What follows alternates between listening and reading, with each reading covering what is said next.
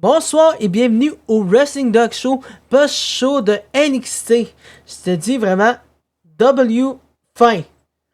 Genre, je te dis, c'était un peu mid d'un bord puis de l'autre, mais vraiment. En fait, je dis ça, mais en fait, c'était bon en général.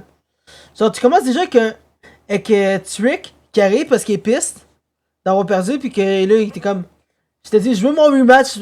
Amène-toi, Ricky, est con. Je te dis, focus, j'ai pas envie d'attendre. Viens-t'en, on se bat comme des hommes. Puis tout le long de la soirée, tu vois Trick puis Ricky Saint en train de se battre, de se donner des coups de poing dans le backstage peu à peu. Puis vraiment, c'était quelque chose. Puis for real, c'est là pour l'instant, je trouve ça vraiment nice comme pour l'instant. Mais on dirait que ça commence à être de quoi de fréquent avec une rivalité aussi intense que ça. Genre, t'as Sheamus Rusev, t'avais CM Punk Seth Rollins, t'avais Roman, je pense, avec Punk peut-être ou Rollins. T'avais LA Knight et Punk. Là, t'avais aussi. Là, tu rajoutes Tricky puis ça. Des fois, t'avais Dark State qui se battait à l'arrière tout. Mais vraiment, ça commence à être répétitif. On essaie de pas trop tomber là-dessus. Mais for real, c'est bon quand même. Après, on arrive au Speed Championship Final. Dude, le résultat, c'était celui que je m'attendais le moins. Genre, je voulais vraiment pas que ça l'arrive, mais c'est arrivé. Mais je suis quand même content. Dude, Jasper Toy a genre réussi à trouver le moment pour frapper Axiom, puis il l'a eu. Basically, le match, c'était genre David contre Goliath ou genre Big, genre Unstoppable Force qui se bat contre le doute qui court partout.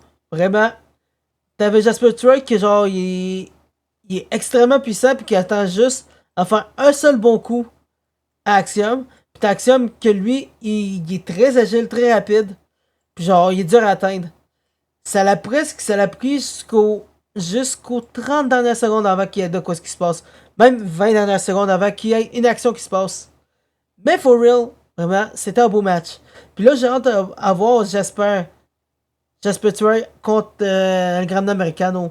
Vraiment, c'est un film qu'on n'a pas vu. Puis que ça a l'air d'être bon. For real, je pense que je vais aimer ça. Là, on passe au prochain match. En fait, au prochain événement, Sol Ruka qui abandonne son titre. Dude, je l'avais vu venir un peu. Mais est-ce que je m'attendais pas à ça? Moi, je m'attendais. Genre. Je m'attendais pas à ce qu'elle fait juste dropper son titre. Genre. Elle fait pas genre. Genre, pas ça à Sol Ruka. Je veux dire à Zarya. Pour ça, on dirait qu'il la trace plus. Qu'elle trace plus Zarya. Puis que là, je pense que ça va finir par le fait qu'on va dire ça de Zaruka. Puis ça va aller après au main roster. Genre avec, on va dire Soroka à SmackDown, puis Zarya à Raw. Ce qui pourrait être bon. Sinon, à part de ça, ouais. En fait, ce que ça implique aussi, la fin de la ceinture qui a été drop, c'est que il y aura un nouveau tournoi Speed Championship pour femmes. On en avait eu un il y a comme 2 mois. Là, on va en revoir un. Puis vraiment exclusif aux femmes. Encore. Donc là, peut-être qu'on aura des nouvelles faces qui vont apparaître. Peut-être qu'on aura un nouveau résultat. Ça sera à voir. Mais là, on revient au prochain segment. Vraiment, c'était Tatum Paxley. Tantôt, elle avait décidé de donner une chance à quelqu'un en faisant sortir la roue qu'on sortait généralement à Halloween avec. Puis là, elle a sorti. Puis ça tombé sur le Levice. Le Levice est arrivé pour se battre contre Tatum. Et pendant le match, Fatal Influence est arrivé furieuse parce que JC Jane a perdu sa ceinture.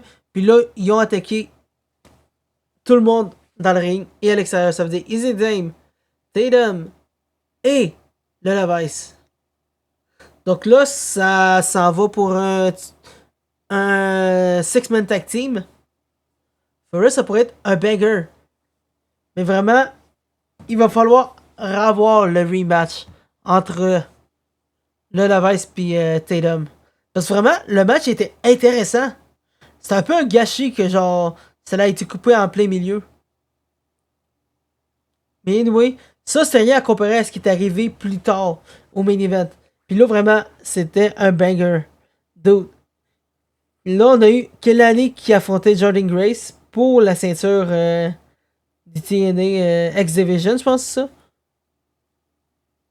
J'oublie tout le temps les titres de ceinture TNA anyway. Mais for real, Kelani est arrivé. Là, en fait, ils ont fait un très beau combat. Juste à temps que. Qui pensait qu'il va arriver? Rick Williams et Ricky qui sont revenus à nouveau dans le terrain en train de se battre. Ça a fait un peu d'interférence. Puis, pendant cette interférence-là, Kelani a juste pris la ceinture, puis BAM! Genre, elle a fait ce que j'ai prédit. Elle allait faire un gros coup salaud pour gagner le match. Pour augmenter son caractère Hill. Puis c'est ça qui est arrivé. Vraiment, genre, il y a pas mieux que tu pouvais avoir. Donc ça veut dire que Kelani est maintenant un full-time Hill. Puis vraiment, on va pouvoir s'attendre à un banger. Mais à part de ça, dès que le match a été fini, ça a encore continué à se battre. Et Eva est arrivée furieuse en disant: je suis allé de vous voir vous battre. Là, on va faire un match. Puis là, vu que vous aimez vous battre, ce sera un match juste à temps qu'il y ait un dernier survivant. Donc, c'est un last man standing qu'il y aura la semaine prochaine, si j'ai bien compris, parce que c'était très très vite. Donc, 2 petites secondes. Je vais juste confirmer ça.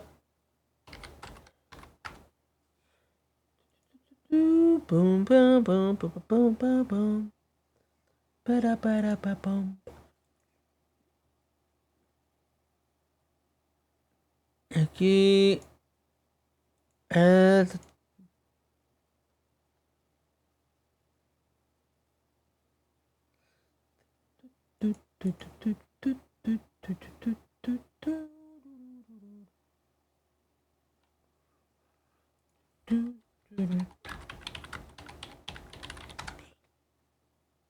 Ah ah, ça va apparaître là.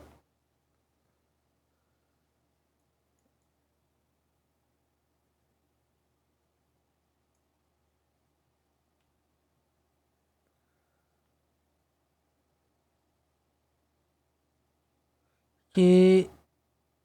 Ah! Dans 2 semaines. Boum. Ça, je me disais. Je me disais que j'étais un peu trop précoce là-dessus. Donc, ça va être dans 2 semaines. Il y aura Last Man Standing. Donc, il faut encore attendre une semaine de plus. Mais vraiment, ça va être un banger comme match. Donc, sur ce, je vous dis. N'hésitez pas à suivre les réseaux sociaux. En dessous, allez dans le Discord dans le lien de la description de la vidéo. Abonnez-vous. Et on se retrouve tantôt pour le match des Canadiens contre les Kraken. Un match très tard en plus. Donc passez une très bonne soirée. Bye bye.